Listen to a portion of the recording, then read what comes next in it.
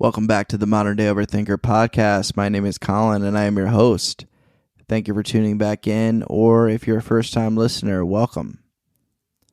This episode is with a good friend of mine, Corey Jacobson. He is the president of Cedar Rapids Pride in Cedar Rapids, Iowa.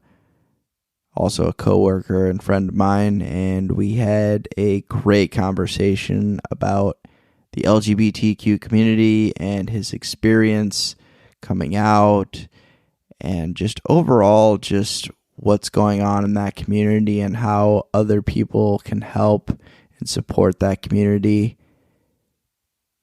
And we got right into it. There was really not even much time for introductions. We just started talking because we had already been talking for a couple hours before we had dinner and got a chance to catch up on things. We hadn't seen each other in a while. And yeah, Corey Jacobson is an awesome person and I love him. And I am so glad I got to have him on. So enjoy this episode.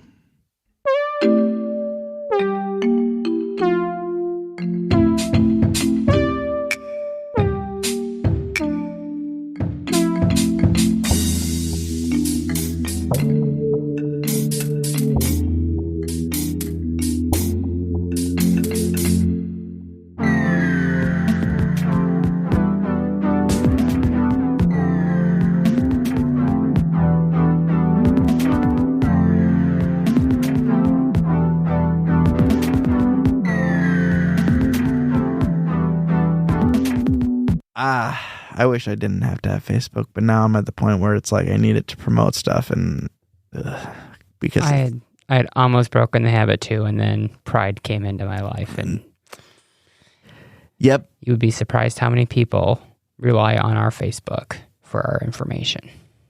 So, Facebook, Instagram, and now they're like, "Well, why don't you have TikTok?" No, I'm drawing the line. Yeah, you can't. You know, like, obviously you could benefit from being on there, but at the same time, it's just a lot more work, a lot of content. Yeah, and it's you always got to think about, how do you when you're putting things out there, what's your message that you're trying to get to everyone, and two, how are you making it readily available, the same content through all platforms. And us being such a small organization, we don't have the right capability or that person who's able to do those things. You don't have just one person that's dedicated to social media. No, I wear many hats. Yeah. And I mean it's great because I've self-taught myself. I knew nothing about website design before I got involved with Pride, and now I've learned the basics on what do you use for the website? GoDaddy. Nice. So you do their little, they have a little, like a block thing? Yep, they have the templates that we can use, and so it's very nice that, I know how to do that now, where I didn't know how to do it before, and I've become very good at, I don't have a marketing background. I have a human resources and benefits background, and I've learned a lot about marketing and how to word things through social media to have the greatest impact, and how you can go back to that data you get off your hits and your likes and see who's liking it and finding trends in those types of things to help us, message better. So like, in Cedar Rapids earlier this year, our only LGBT bar closed for a short time before a new owner took over it. Before we get too far, let's start. What specifically are we talking about for the listeners? Because we kind of went right into it, which is fine. Oh, sorry. I'm just chit-chatting with you. No, we're good. We're good. We can talk about whatever you want. No, we can start there, like, and how you're involved in Pride in Cedar Rapids, correct? Yes. So, board president of Cedar Pride.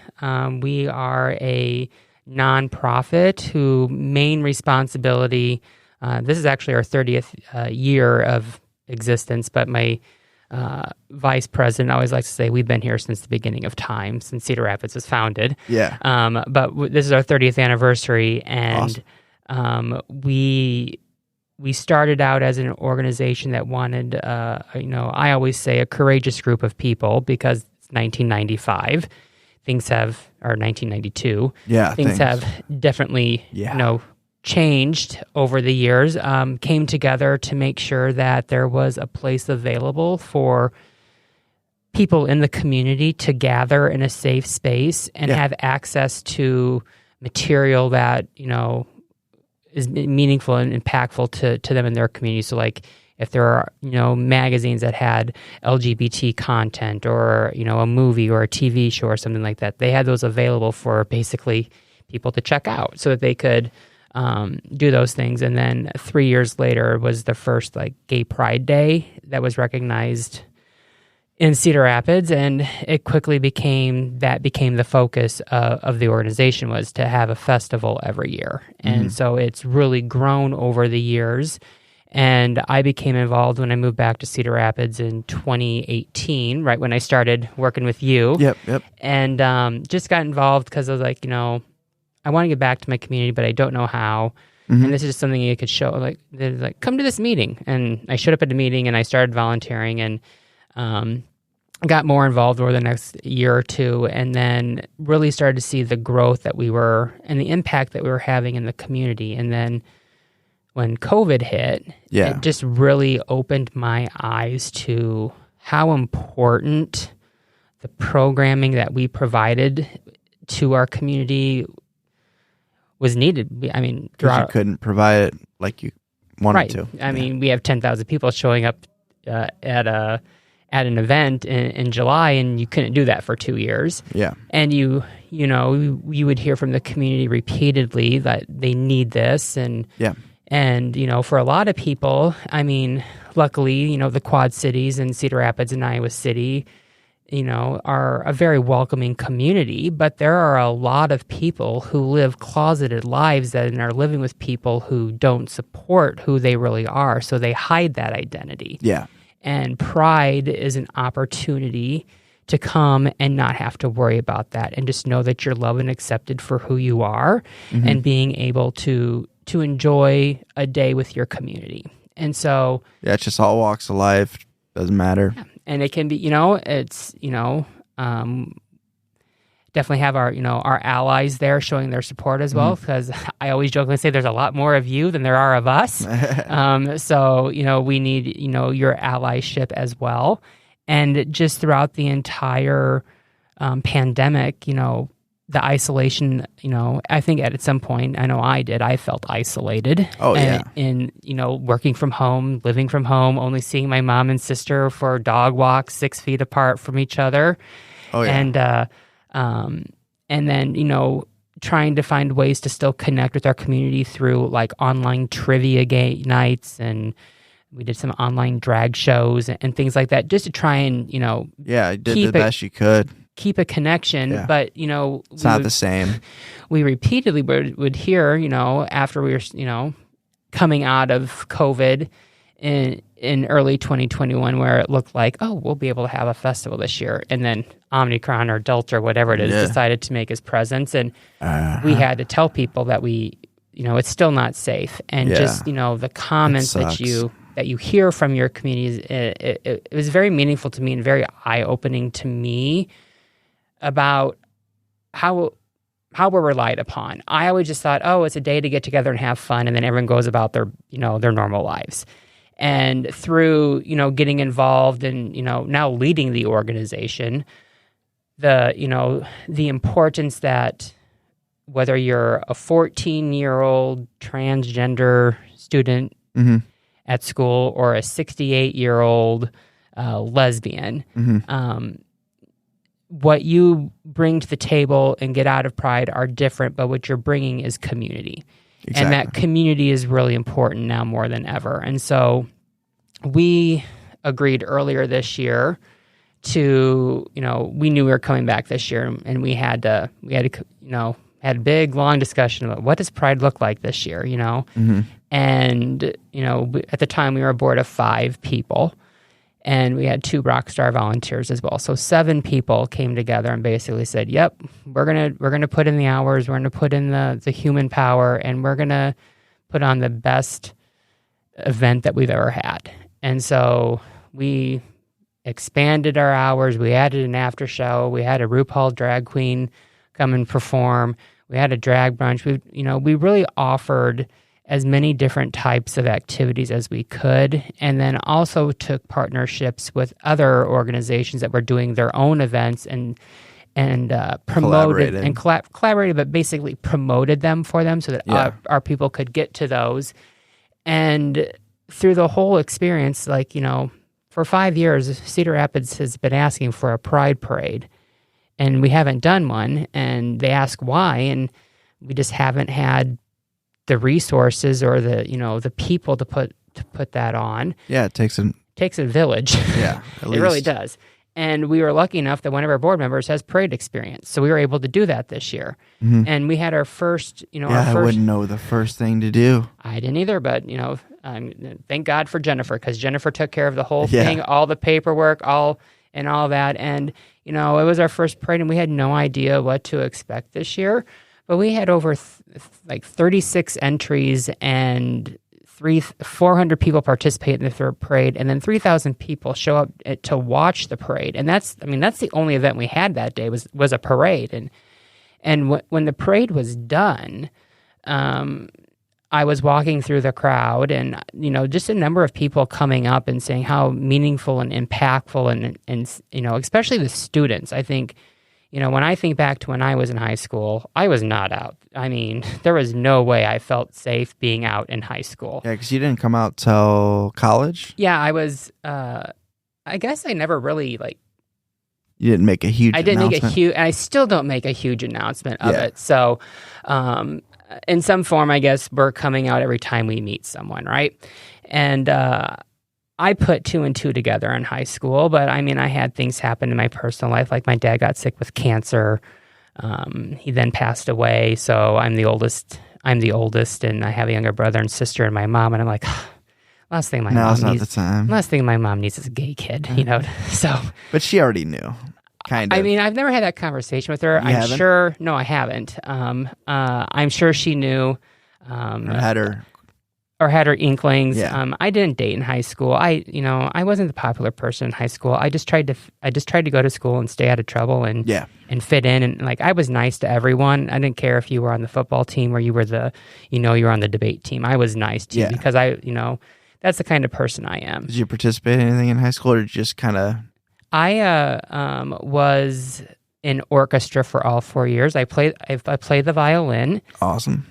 So I was in orchestra, and then we had symphonic orchestra, so that's where we combined with the band, and then I was actually in yearbook for a couple of years. Nice. And I was actually the editor-in-chief of the yearbook my senior year. So I kind of got popular my senior year of high school because everyone thought, oh, make friends with him, he'll make sure your pictures are all over the yearbook, which was not the case. But but no, and so I really, this year wanted to make sure that, we were there for everyone. And when the parade was done, I'm not, you know me, I'm the person hangs in the background, doesn't like to be you don't want to be the center of attention. Yeah. It's not about me, it's about everyone else. Exactly. Yeah. But I had to ride in the parade this year, and I had to sit in the car and wave. You saw the picture and everything. So I did the waves. So when the parade was done, I walked through the crowd and was chatting with people, and it was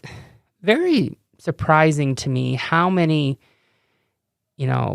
middle school and high school students came up to me, and I don't know them. Yeah. High-five me, hug me, telling them how seen and heard they felt today, and how with everything going on in the world and the attention on the LGBT community, how they just felt accepted that day, and how they were feeling that things will get better. Mm-hmm. And we had 3,000 people at the parade. There weren't 3,000 gay and trans people down there. It was it's a lot of allies, and so that that momentum really built us through the season. And we had our festival in July, and we had about 10,000 people there in 2019, the last time we met, and we were really hoping, let's just get 10,000 people here again. That we had 14,000 people this year. And it's the biggest festival we've ever had. And, it's a family-friendly event. We have, stage entertainment all day. It's free. We don't charge anyone to come to Pride. So you want your kids to come down and play on the inflatables, get their face painted. All of that is just come and have fun. We take care of that. So So once the parade, once the festival was done, the question was, well, now what? There's so much going on right now that we need to have a presence in our community throughout the entire year. Yeah. And so we have really changed how we look at things this year. And so we're looking into like our fall programming. We're looking into, winter programming. We're looking into spring programming and being targeted with what we offer. So like right now we're doing monthly drag shows with a locally owned LGBT restaurant. So we're showing our support to our community. They're fundraisers, so unfortunately, they're not free, but those dollars then that are raised are put right back into the organization to offer Pride and offer these other events throughout the year at no cost to the community, so anyone can show up. We're trying to be more strategic about our partnerships with the local middle schools and high schools, because there is a lot of focus on them right now, and it's very difficult to as a gay man who attended public schools to hear people say, well, that book shouldn't be in the school, or this book shouldn't be in the school. And everyone, whether you're at school or you're going to your public library, deserves to know that there's material in that library that represents them as their individual, an individual. Absolutely. Yeah. And we're starting to, hear a lot of pushback on that. And I jokingly say, well, I went to high school, I went through public school, and never once did I come across an LGBT book my entire public school career. Yeah. So if you're afraid that a book is going to turn your child gay or trans, I am the perfect example that it does not. Yeah, it doesn't work that way. Unfortunately, I mean, if you go off my reading material, I should be a CIA operative, conservative white man, and a straight man, and I am only white. I am only white out of those. Out of those. So we're being very intentional in our programming and reaching out to other organizations there how we can support with them as we move forward. Just want to pause for a second to let you know that we are on all social media platforms. You can also go to moderndayoverthinker.com, or if you're lazy like me, mdoverthinker.com, and you can find all the links. If you are listening and you enjoy this podcast, please leave a review if you're on Spotify or Apple or any other platform that you're listening on. I'd really appreciate it. Thank you, and back to the episode. We have a really great, in Cedar Rapids, Tanager Place. They have an LGBT youth center. And so we're really getting involved with them and having a presence. So they don't feel alone. They have a community. And then, how can we support them? Like, oh, they want to go. Did you know anime is really big? Yeah. Oh, my God. I got some friends that are really into anime. I don't get it personally, but the people that love it are obsessed with it. And that's what seems to be the thing right now. And so we're trying to figure out ways, how can we partner, on something around anime or, character drawings, those types of things. Yeah. Because that's more impactful, to the things that they want to see, rather than, let's just show up with some pizza and hang out. Yeah. Last thing they really want to do is hang out with us, but how can we show our support through different ways? So we're working on those types of things.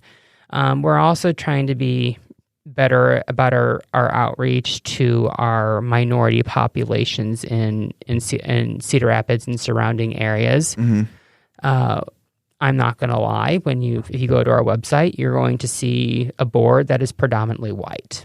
Yeah. And pretty much privileged.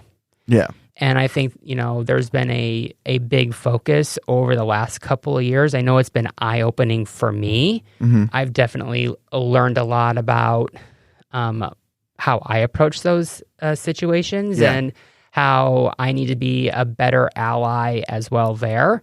And so we're really focused on how do we have an impact in those minority populations within our community so that they know we're here and that we support them. Yeah, exactly. So whether it's attending an art festival at a park or, networking a little bit more, or, we've been invited to speak at neighborhood associations. Okay. Showing up and doing those types of things. It's just all about building relationships. So would you say that's one of the issues, as well as dealing with let's say the youth, adolescents, teenagers, and getting them more involved, and also just so they know that you're there? That's been kind of one of your main focuses right now. Yeah, one of our main hurdles. The hurdles. Just making sure that we're rebuilding those relationships pre or post COVID now. Yeah. So that people know that we're still here. We support them. We accept them for who they are, regardless. Because it sounds like you had some momentum going, and then I know how that goes. That's what happened in the recovery community as well. Like, there was a bunch of people that were getting really involved, and then all of a sudden COVID hit. People couldn't go to the recovery meetings, and we're just building back right now. Yep. And I was, we thought this would be a build back year for us as well, but it turned into full on growth mode. Yeah. Like I think we're in a little bit of a unique situation where, we've all been shut up in our homes and stuff for 2 years. And so there's an outdoor festival, something to do. Yeah. I'm there, it's free. Absolutely. Yeah. I'm there. And so we were able to, really network this year as well. We made so many connections with people and new partners and new sponsors who are reaching out to us already about, hey, how can we be involved more next year? Or, here are some things that we can do. We have a volunteer who showed up and he's like, I know how I'm good with a videographer. Yeah. And he's making all of our videos for our sponsorship drive this year. Oh, yeah. And so, those things, while it's, people think, oh, that's like grunt work. Well, that grunt work is really important for us to be able to continue to expand our mission on our mission and our vision statements, because as we're looking to, next year, we realize that, Cedar Rapids is the hub of the corridor of our area for LGBT people to come to our events, but not everyone has the socioeconomic ability to travel 45 minutes to come to an event. Yeah. So how do we get out into our surrounding communities to show our support? And to be able to do that, we're going to have to think outside the box, and I know that we got a board that's committed to that. So I'm really excited about, where we're headed in the future, and not just being about our little local community of Cedar Rapids. You got to start somewhere, though. I mean, obviously build a strong core, a strong base, foundation, if you will. Yeah, and I think we've got that foundation. So now you're working on, and I think our next goal is to help with the stigmatism of the LGBT community. I think. Yeah, I wanted to talk a little bit about that too, and then also, I mean, especially with we've had a conversation about this with with the gender fluid and the theys and thems and people not understanding it, and us having to learn over the last few years, because it's kind of been I don't know what to call it. It just kind of the whole gender fluid thing really came about over the last few years, and I'm still trying to understand it. And I know you said that you have learned a lot just over the last couple of years, and after talking and meeting with people that have changed their pronouns or have decided to be gender fluid, or how have you kind of changed your perspective? I didn't say you were like, because you didn't understand it because you didn't know. You don't know what you don't know. But you got to be able to meet people and to be able to understand that a little bit more. And I think a lot of people out there, they're just like, I just don't get it. Like, yeah, and I can say that too. Like, I sometimes don't get it myself, right? But it's really not. But I also remember it's not for me to get right fully because it's Correct. not me. Yes, it's not me. Yeah, so like, I always remember, do unto others as you would do unto yourself. Exactly. So one thing that, has been very eye-opening for me in this role is, the people I've gotten to meet and the conversations I've been able to have. I identify as a cisgender gay male. And, my lived experience is going to be very different than, I know recently I got to sit down and have a long conversation with a transgender female to male Black individual, and to get to hear about their coming out story. And I bet that was a lot. And it was. I mean, especially, living in a little conservative part of the state and everything. So I always tell everyone. A lot of layers there. A lot of layers. Yeah. But, very educational because, even though I'm part of the community, I consider myself an ally to anyone in the community because each of us has such a different lived experience. Like, I've had to learn to chuck my privilege at the door. I mean, just looking at myself internally, I'm like, wow, how much of a privileged life I have led. Yeah. So with any conversation I have, I go into it with open eyes and open arms, and if I screw up, I want them to tell me that. So exactly, yeah. I'm human. I'm going to make mistakes. I am constantly learning to strive to do better. And so the easiest thing anyone can do is be accepting to someone's pronouns, and that is very hard to do sometimes because you're so used to saying, we always say he, him, she, her. And you have to kind of think, and think about, when you're I'm a grammar nerd, so it threw me out. That threw me off. Yeah, grammar. That was the only thing. Yeah. Otherwise, they and them can kind of throw you off there with the grammar. That's the only thing. But otherwise, I'm like, yeah, go with what you feel.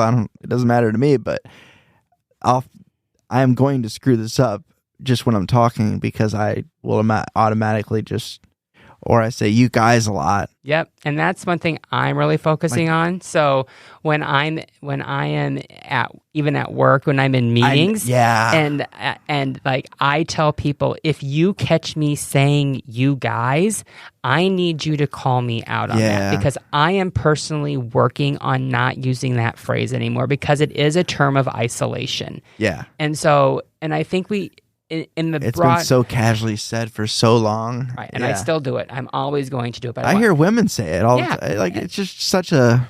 It's just part of society. We're retraining ourselves. Is what I tell everyone. Yeah, but it's not just using pronouns. It's like it's bigger than that. So like when our elected officials are out there and they get up in front of a crowd and they say, "Ladies and gentlemen, thank you for coming today." We've probably isolated. I've been saying folks a lot. I say folks. I say friends. Yeah. I know that when I get up and speak at an event, sometimes I'll be fancy and say distinguished guests. Ooh, that's but classy. I use friends and folks a lot, or community members.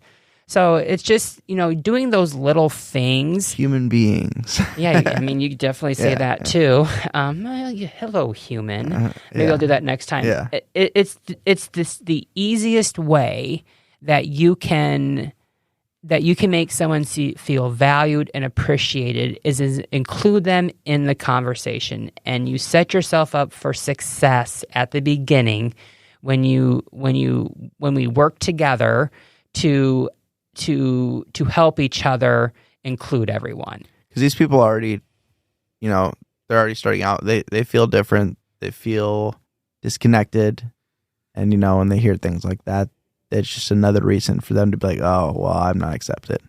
It's just a little reason. Yeah. And I think also, you know, when, you know, we're part of the community, we're here, they're here too.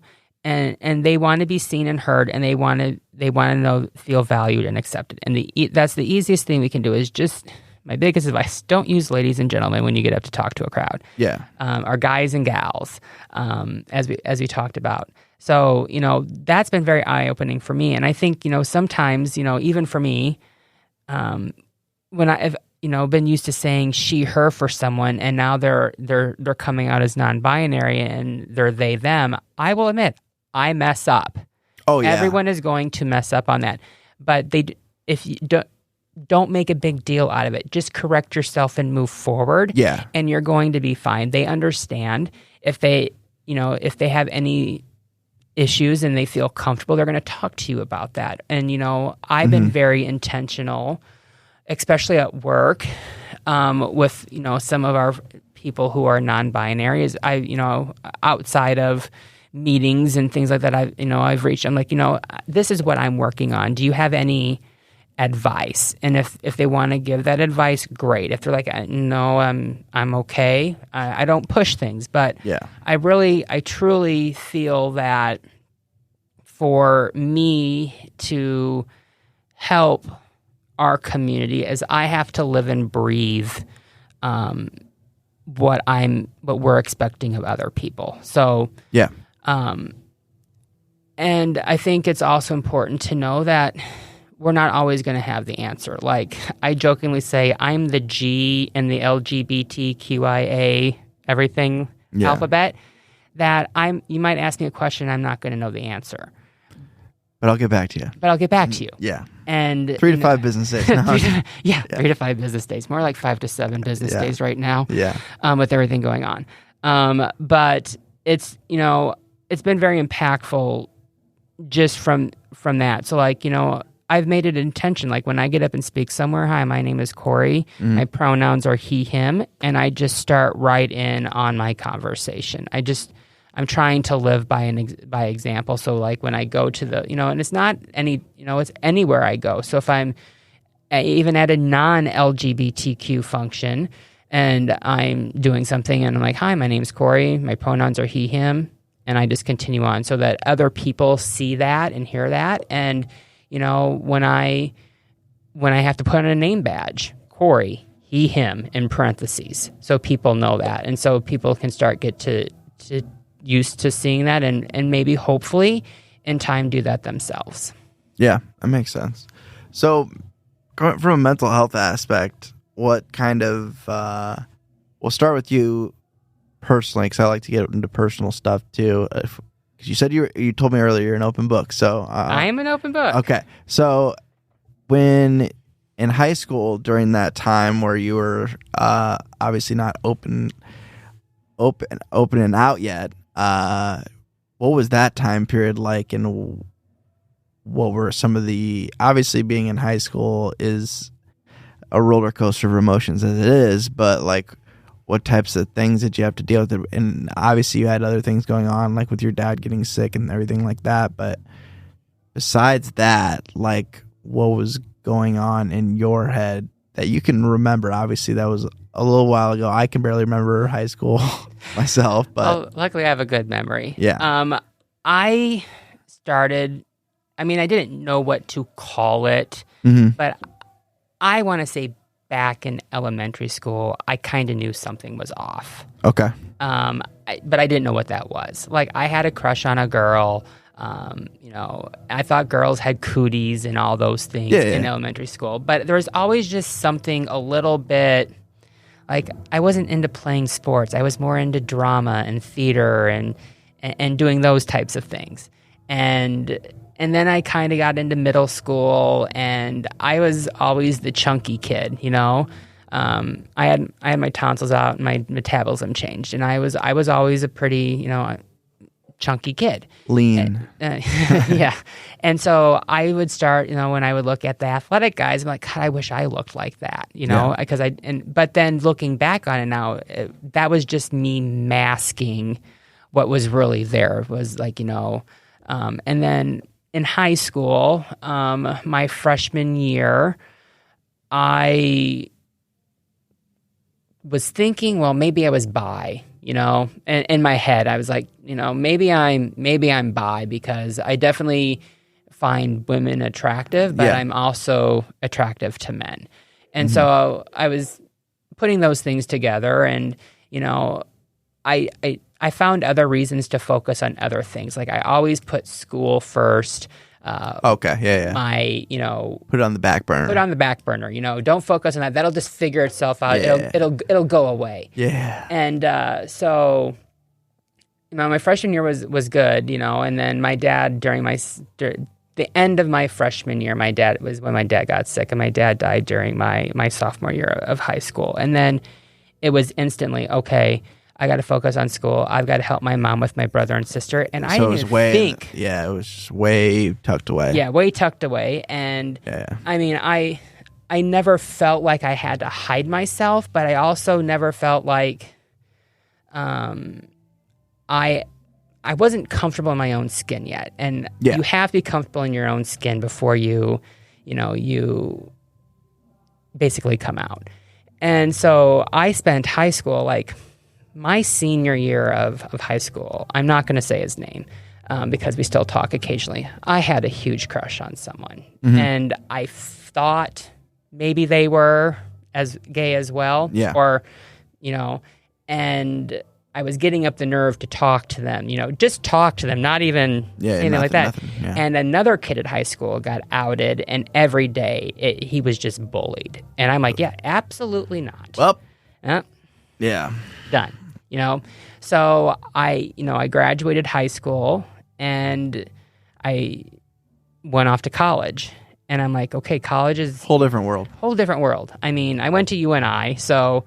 I picked my college, like, Iowa's too close to home. I'll be home all the time. Iowa State's a little bit too far. I'll go get a business degree from UNI. And I loved my 4 years at UNI. I've made lifelong friends at UNI. I didn't spend the whole 4 years there, but I liked Cedar Falls a lot. Yeah, Cedar Falls is a great area. Go Panthers.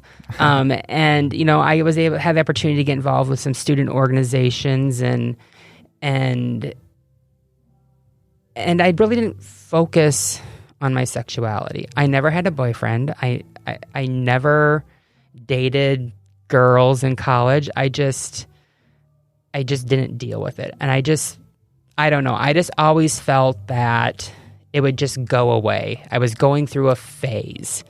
Yeah. And so you were just basically you're just basically asexual at this time. Yeah. I lived myself in a box, and I would not let myself outside of the box that I had. Everything else was just right. If you were in the box, you're good. If you're outside the box, we're not going there. And don't. I'm not going to sit here and say that I didn't go outside of the box on occasion, but it was very, very scary. Like my first sexual encounter was in college, and it was not good. And so that put me right back in the box very quickly. And so, as college was ending, and, this is the early 2000s, I just kind of figured, you know what? I'm good with how my life is. I don't need anybody. My mom loves me. My brother loves me. My sister loves me. I have a great group of friends. I can just go on and live within this box and be fine. And I was able to do that for about a year, and it finally it was eating me. And so I took a risk, and I heard about a Pride Festival in Cedar Rapids at Green Square Park, and I'm like, well, I'm going to go down to this. And I got there, and I'm shaking. I'm like, what are you doing here? What in the hell are you doing here? Yeah. And so it's out of the box. This is definitely outside the box I had set for myself. Yeah. And I didn't I lived at home at the time still, because what college student doesn't finish school and then just move home, right? Usually. Oh yeah. And so I didn't even tell my mom or my brother or my sister where I was going. I'm just like, Yeah. I'm an adult too. They don't need to know where I'm going. But exactly. I didn't tell anyone, and I was very afraid of getting down there and someone seeing me that I knew. Yeah. And so, but you're there too. Yeah, I'm there too, right? Yeah. And so I got there, and I open the door to the car. I shut it. I open it. I shut it. I open it again. I get out of the car. I get back in the car. And so finally I just said, well, I'll just go sit on this ledge here because it's just on the corner. It's not part of the festival. I have I can make a legitimate excuse of why I'm just sitting here. And so, wow. Yeah, right? Those are the things that are thinking in my head, because also I grew up in the age of Matthew Shepard. And so that was when I was in high school. Scared. And so that was another reason also I was like, oh, my mom's already lost my dad. I never thought about it if you came out that someone might kill you for being who you are, Yeah. So I think, there was that fear as well. And so I'm sitting here on this edge, and there's these two guys walk by, and they're holding hands, and I'm like, what the hell is going on here? Yeah. And they stopped and talked to me, and I don't remember their names. Yeah. But they let me walk around with them that day. And for the first time in my life, I admitted to myself that I was gay. Mm-hmm. I always thought, well, no, you're not, know? But that day I was like, yep, I'm gay. And I'm like, great, now what do I do? Yeah. And so when I left that day, and it was a good day. It was the first time I had truly accepted myself for who I am. Yeah. And stop hiding from that. And, you start dealing with it. And when those two men who I never got their name, I never saw them again, mm-hmm. had a meaningful impact on my life. Mm-hmm. And so when I left that day, I promised that to myself that I would be that for someone someday. I wasn't at a point where I could just, oh, hey, come on, let's go down to Pride, Yeah. But eventually. And so that's why I've gotten so involved now. But after that day, I went home, and the first person I run into was my grandma. She's at the house, and she's like, you're all smiles. And she's like, and she wanted to know why. She's like, oh, did you meet someone today? And I'm like, no, Grandma, I just had I had a really good day, And I'm like, I was at that point, I'm like, well, now what do I do? I've accepted this as who I am. Yeah. And I never feared having to tell my mom, my brother, or my sister. I knew I had my immediate family was accepting. Yes. And so it was never... worried about them. Never worried about them. And they have been awesome. Great my entire life. In fact, I feel bad for my brother and sister because they've had to ask in relationships, are you okay with homosexuality? Because they have a gay brother. And so those are conversations that they've had to have, and I always feel bad about that. But, times are what they are. And...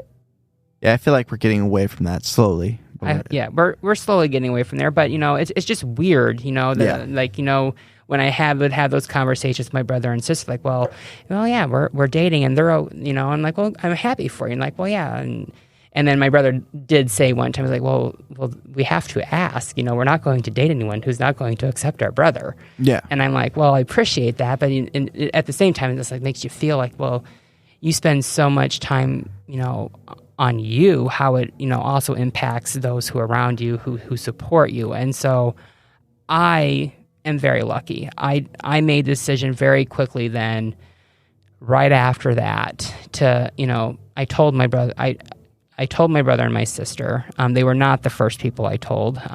My best friend, her name is Betty, and she was like my second mom. And we went out to dinner one night, and she noticed a change in me as well. And she said, what's up with you? You just have this whole different demeanor to you. And I said, well, I've been doing some soul searching lately. There you go. And good way to put it. And it's just I've come to realize some things, and things have fallen into place.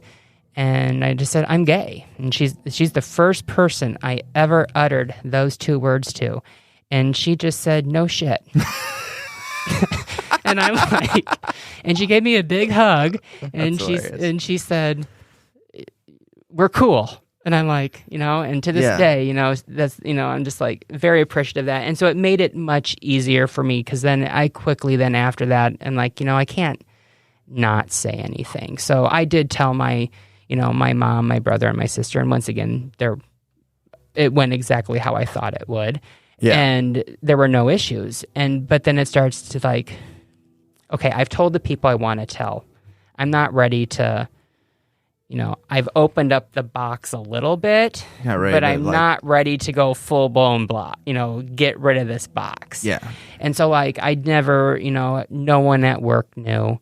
I had a lot of, and to this day, I deal with, I forget the word that I'm trying to say here, but the way I look, body dysmorphia. I was going to ask you about that too, because we've talked about that before. And I was big, and then I was like, well, I'm a fat kid, fat guy. No one's going to want to date a fat guy. So, or I wouldn't look at myself, and I would just eat more food and make myself, But I've dealt with that over the years, and I'm in a better place now. And so at some point I knew I was going to have to open up to my extended family, and I didn't know how that would go. I definitely know that I have family members that aren't comfortable with my sexuality. Yeah. And that is perfectly fine. I just choose not to associate myself with them as much as I can, But for the most part, I've been very lucky with my family. I just randomly showed up with a boyfriend one day, and that's how most of them found out. I just never said the words. Yeah, there you go. And the support was there. My grandma, I worried about telling her, but she was, very accepting to it, and that meant the world to me. So yeah, that's great. And for the most part, I've been able to just go about being Corey. And I definitely, like, when I meet people, I don't like, hi, I'm Corey, I'm gay. I want people to see the whole Corey. Yeah. And, my sexuality. Like, this is gay Corey. Yeah, right? Yeah. Although my brother says I do know how to turn on the gay at certain points. So he says one time we were... Got a gay switch? Yeah, I must have a gay switch. We were eating dinner somewhere, and our waiter was obviously part of my community. Yeah. And after dinner, my brother's like, who was that? I'm like, what are you talking about? He's like, you were totally different back there. And he said, and I'm like, oh, I said I was just being myself because, it is. I go, it is what it is. And so I still feel like sometimes I compartmentalize myself depending on the situation and the surroundings that I am in. But one thing I'm trying to be, more conscious of is now that I've accepted who I am and I'm completely out, is being more authentic and not hiding. Like, even though like we worked together and I was out and everyone knew I'm gay, I really wouldn't talk about my personal life at work, or I wouldn't talk about, those types of issues that, pertain to my community, because it's just like something, don't do that at work. Yeah. But, I've become more, conscious of that. I'm like, no, people, they always say at work, I have to give new hires advice. And I say, we're all unique individuals, and to lean into your uniqueness, because that's where you find your strength. So I've been much more deliberate. You've probably seen it in meetings, of leaning into my uniqueness. And one of my uniquenesses is that I'm gay. Yeah. And I have a different lived experience, and that's okay. And so I don't have to keep that in a box. It can just be part of who I am. And if someone has a question and, you've reached out and other people have reached out and asked questions, I'm happy to answer those questions. Yeah. And one thing when you were talking about the story about being at dinner and then like you turning the gay switch on or whatever you want to call it and talking to that guy. I understand what you're talking about, because you two share something that you and like your brother, for example, don't share that same connection or don't understand that. So you have it's kind of like a different language. I mean, you obviously speak English, but it's like you have a shared experience that not a lot of other people have, or at least the people that you were at dinner with at the time. Yeah, no, definitely. And so, so it's very funny because, and I love my brother to death. My brother is the kindest person you could ever meet. But, sometimes he'll when he lives out west, so we'll go out and visit him. And it'll be, so we're going to dinner, which Corey is coming tonight, and so, it's those things that, I can joke around. Yeah. We can joke around with it. But I also I recognize that I'm one of the lucky ones. I wasn't thrown out of my house. I wasn't cut off from my family. And I definitely have friends who have lived those experiences. Yeah. I have a friend who, came out and had to sleep on my couch for a while because they had nowhere to go. And so I'm very aware of that. And so however I can help them, I want to be there for them. So I always let everyone know that you can call me. I prefer that you text me. I'm not much of a phone call person anymore. Yeah. But if you need something from me and you're not in a safe situation, I'm here for you. Yeah, I kind of keep that door open for people, because I am part of a fellowship community of people in recovery from addiction, and it's kind of like the same thing. We kind of speak a language that not a lot of people not everybody understand. We call other people normies, and so we kind of have that camaraderie, if you will, and it's good to keep that. Let people know that they have somebody to talk to. Yeah, if people call me. I prefer text too, but some people do call me, and then sometimes I'll be like, I'll be too busy to take the call, but I'll at least, at least try to take the time to text them back or let them know, hey, I'll call you later or when I have more time. Because I know certain people call me, I'm going to be on the phone for a little while. Yep. I know that feeling. Yeah. We all have a couple of those people, and they're great to talk to or just listen because they like to talk a lot. Yep. It's good to be that person and to let people know that you can be that safe person to talk to about stuff and not be judgmental and not. Yeah, because I've had people tell me stuff that I didn't necessarily want to hear. I've been in that situation too. But at the same time, I'm just like, I feel I don't know what the word for it is, but you feel like special in a way because you know that person trusted you enough to tell you that. Yep. And I also, that's one thing that I really, focus on is not so much being like a role, you're kind of like a role model. You've been through what they're going through, and my friend group, is great, but they're mainly straight, right?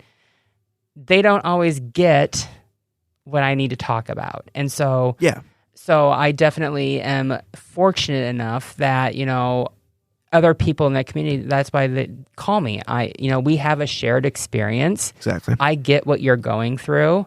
And if it's something really serious, because, there's such a focus on mental health right now, but, substance abuse rates, mental illness is really bad right now. Really bad across the board, but it's even impacting the LGBTQ community even more than normal.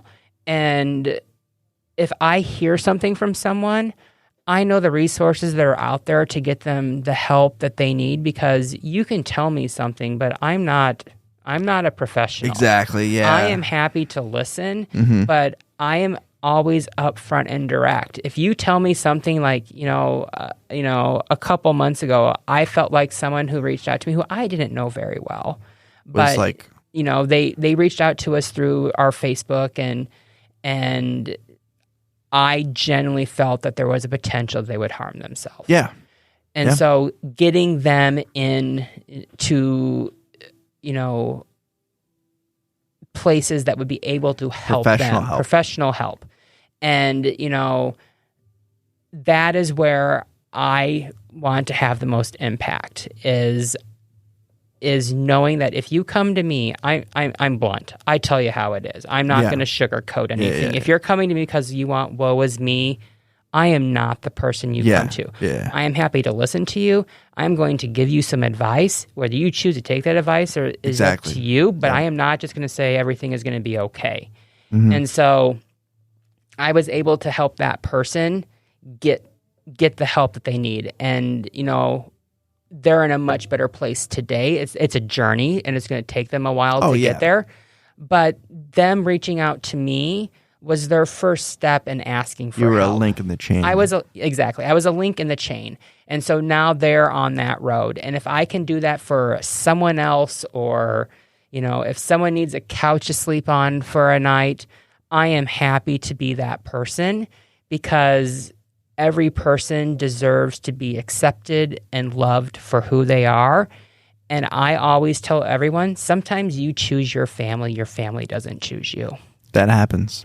And if you can come to terms with that, you're a strong person. Yeah, I've realized how lucky I am when it comes to my family. It's ridiculous, like meeting other people and like they're hearing about their upbringing and their family life. I'm like, I didn't have to experience any of that. Oh, I mean, and I get that my upbringing is a little bit different, because most people do have both their parents throughout their childhood. But I realized how good I had it. I had two parents that loved me. Yeah, you had a dad that was there when he was there. He was there. Yeah, he was there. He was my I did play baseball and basketball for a couple of years. I was not good, but he helped coach those. You're a big sports guy though. I'm a big sports guy. You're way bigger on sports than I am, and for being a theater person, it's weird like that. You're on both sides. You're on the sports side and also on the theater side. Like normally it's one or the other. Yeah, I think a lot of people think that just being gay.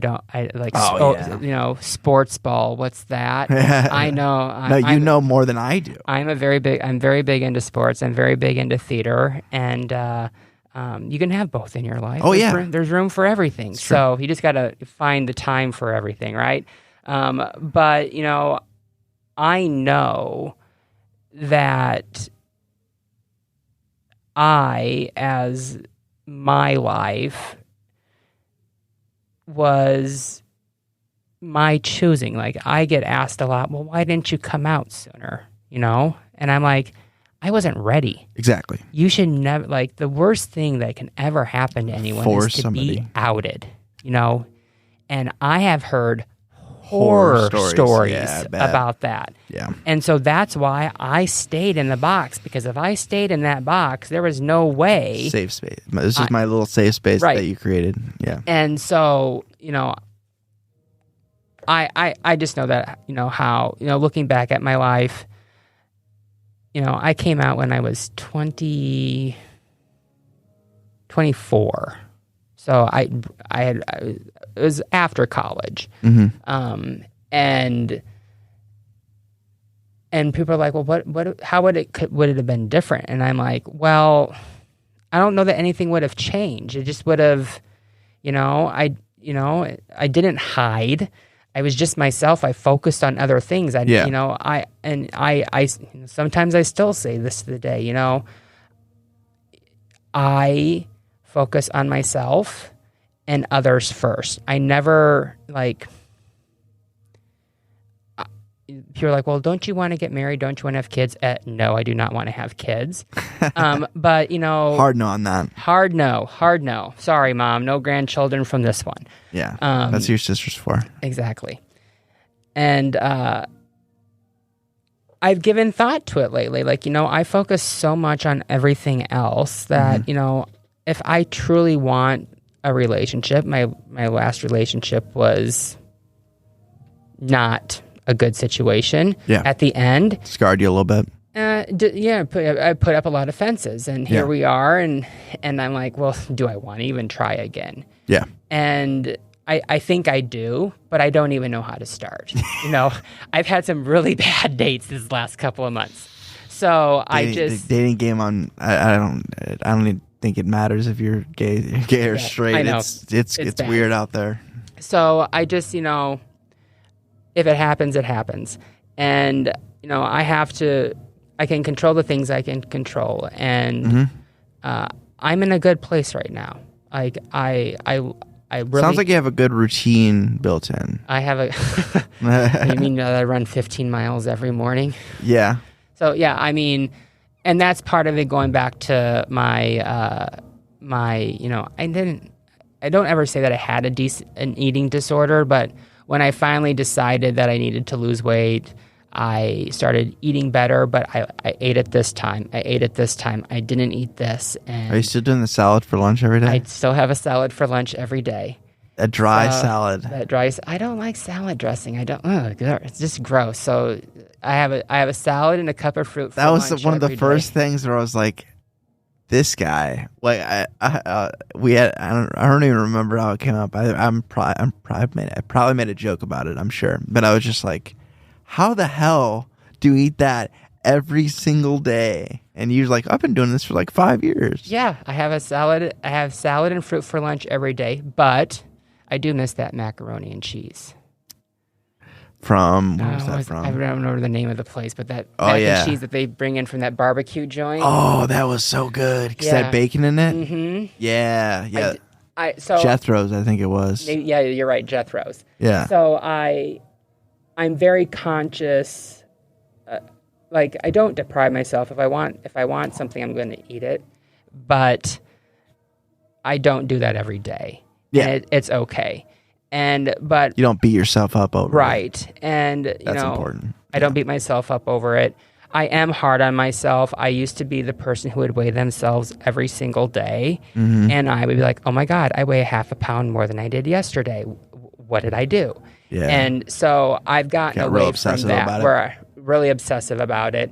And so I gotten to the point where I weigh myself the last Sunday of the month. And if I'm in this range, I'm good. Yeah. And I have to accept that. But one thing for my mental health during the pandemic is I started running. Mm-hmm. And that's my me time. Just plug in my headset to my ears and pop in my earbuds. I don't plug them into your ear. Yeah. Pop them in and go for a run and set my day up. Are you a music guy? Are you a podcast guy? Audiobooks? It depends on the day. Yeah, I switch it up. I do listen to a lot of Dex Shepard podcasts when I'm running. Armchair expert. I'm a cherry. Oh man! So my friend Katie will listen to this and she'll appreciate that. She listens to every episode. I'm a big fan of his ability to sit back and have a conversation and talk about anything. Oh yeah. And I like that they're usually an hour and a half long, so I can just listen to that when it comes out and not have to worry about that. And I'm also good now at knowing when I need to step away from work. So. Mm-hmm. Like if it's been a nutty day, I know that it's okay to step away and go for a quick 2-mile run and come back and work. And that's the only way you're going to be able to continue to have the impact that I want to have at work. And then also, outside, like finding the boundaries of work. So like we work from home. Mm-hmm. I leave that office for the day, that door shuts, I do not go back in there. Yeah. That's my slippery slope. If I go in there, my computer's right there. I'll check my email real quick. And so I have those boundaries now. And I'm also starting to do that with pride as well. I usually close the laptop and then that means done. That does nothing for me. Because I still use the room for other things. Well, Colin, I have email on my phone and I have Teams on my phone. I have Teams on my phone, but I do not have my email on my phone. It's not going on there. I have my email on my phone. So I'm not crossing that line. But, I've set those boundaries so that, I can spend the time to do the things that that bring me joy as well, whether it be running, whether it be, walking with my mom and my sister, whether we're having a bonfire, taking time to read. I have a goal to read 36 books this year. Yeah. Through 29. So, I found the ways to be content and be able to not so focus so much on what I'm eating, how many calories I'm taking each day, and enjoy life. And for the first time in a long time, I feel whole. And I feel good about where I am right now. I feel good about my involvement and pride in where we're going and the things that we're doing for our community.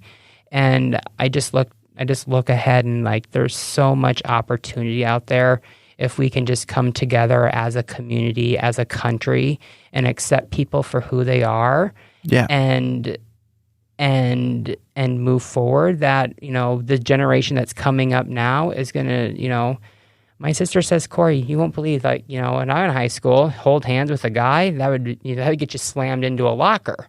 Oh yeah. Now it's just normal, and it's good to hear those things, and it's good to know that we're moving in the right direction. But there's a lot of forwardness that we still have to do, and I think what I bring to the table is keep up with the momentum, and also not just that, but my goal is like, I'm in no shape or form hide the fact that I am very worried about the Supreme Court. And the fact that, one of them said marriage equality, we might need to relook at that. So I am under no illusion that my right to marry may be on the ballot someday in Iowa. And so... Which is weird because we were first. We're like one of the first. Third. We were third. Okay. Third. I knew we were in the top so five. We're protected right now, but we have a new state Supreme Court now, and, it's unfortunately more conservative. So they could totally rule a different way than they did in 2009. And so I hope that, when I come into contact with people, and if there's ever something on a ballot that says, should two people of the same sex be able to marry, and it says yes or no, I want someone to think, oh, I met Corey. He was a very nice person. And yes, I have no problem with Corey being able to marry whoever he wants to marry. Yeah. And so I'm not stupid that I have to think like that. And I was, for a while there, I didn't think I'd have to think like that anymore. And I have to now. And all I can do is show people that me and my community are normal human beings going through the same problems that your family face each day: the cost of living, getting to and from work, student loans, finding a job, healthcare costs, all those things that a straight person is focusing on, your friends in the LGBT community are focused on as well. We could do a whole podcast about healthcare costs. We probably could. Maybe 2 or 3. Holy shit. Oh my God. I had no idea how big of a, because I didn't have to know. It was one of those things, I was just ignorant. I was 27 when I started I won't say the name of our company, but because I don't like to say that on a podcast, but I was 27 when I started getting into benefits and benefits administration, and I was 28. So I was just recently off my parents' health insurance. I didn't know anything about how messed up the system is. Oh, yeah, right? From top to bottom. The whole thing is just a complete scam. Well, a couple weeks ago, the perfect example, I got into poison ivy. I knew I had poison ivy.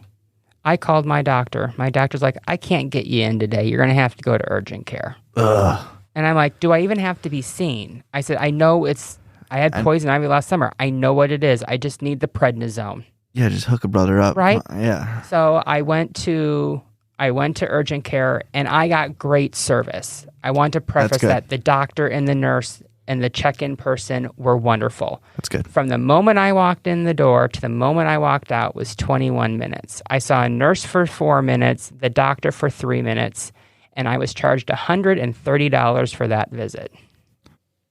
Insane, right? Yeah. So all for, I'm like, well, doctors are timed too, right? I did not know that. Depends on the facility, but they're only allowed a certain amount of time with every patient. Oh, well, it's very business mindset. Wow. But we could do a whole other podcast. But that just floored my mind, because I was thinking, like, I'm in a situation where I could afford that expense, but what other people aren't. And $120 so I can get a $3 prescription to clear up some poison ivy. It just sat with me for several freaking days. Like, I just spent $120 for 7 minutes of service. It's so dumb. So it's just, it's not healthcare. It's health business now. Yep, I agree with that. But we could do a whole other thing about that. But what time we got? We're doing good on time. But and they can't kick me out of here because there's no one here to kick me out. Caleb basically said, "You can go as long as you want because there's nobody." Well, I'll keep talking until you tell me to shut up. So, well, we'll go a little bit longer because I don't like the Armchair Expert show. I don't like to go too long either because people don't want to listen to like a really long, lengthy episode. I must be abnormal then. I like the long ones. Some people do, but it depends on my audience right now. Age range from what I've been looking at, and I'm almost at 50-50 male female. I'm just a little bit under on female, so I'm like 52-48, which is pretty good. And most of my audience is age range. I have some that are younger and some that are older, but most of them are around my age, 25 to 34. So right in that pocket. And I know myself personally, I don't like to listen to that long of a podcast, and if I do, I listen to it in sections. Yes, that's what I do. Yeah. I love them because I can just pick up right where I left off. Exactly. Especially when you drive across country, the longer the podcast, the better. Well, they're perfect for that. And when I was commuting, perfect for that. I was listening to a lot of podcasts. I got back into listening to full albums because I'd never had the time to sit through one album all the way through, which was nice. So I miss some things about commuting, but for the most part, I don't miss. Let me just say today, I left home to get down here in time, and I drove the old route. Like, I literally got on the interstate and I drove back by our work location because, we're out right off the interstate. And the whole way down, I was like, I did this for 3 years. I must have been insane to deal with this traffic and do all this. And like, life has completely changed. Like, I would never do that again. When there was even like talks about possibly going back to the office, I'm like, they're gonna have to drag me back. That's what I said. I remember when they told us we were going to go work from home, because what I thought they would do is they would send every other department home, and then they would just spread us out so that we never came in contact with anyone. Yeah. But they're like, oh no, we're going to. Which they could have easily done. Yeah, they easily could have done that. So I give our CEO credit for that. Yeah. I mean, he genuinely cares. Yeah. And so. When we were, that jokingly, when that happened, we were all, oh, we'll see you in 2 weeks. We'll see you in 2 weeks. Yeah, it's not the spread 2 weeks. 2 weeks became a month. It became 3 months. It became 6 months. And then it was a year. Before a year, though, they were just like, we're just going to. Yeah. And then. I think it was not even a year where they were like, we're going full remote. Yeah, but you're right. Because at the end of 2020, I started thinking, oh my God, I'm going to go back to work. I'm actually going to have to get back in a car and drive 35 minutes each way to work. I don't want to do that anymore. Mm-hmm. And then in February, they said, no, we're staying home. If you want to work in an office, great, you can work in an office. If you want to work at home, great, you can work at home. And I am very happy at home. And I find myself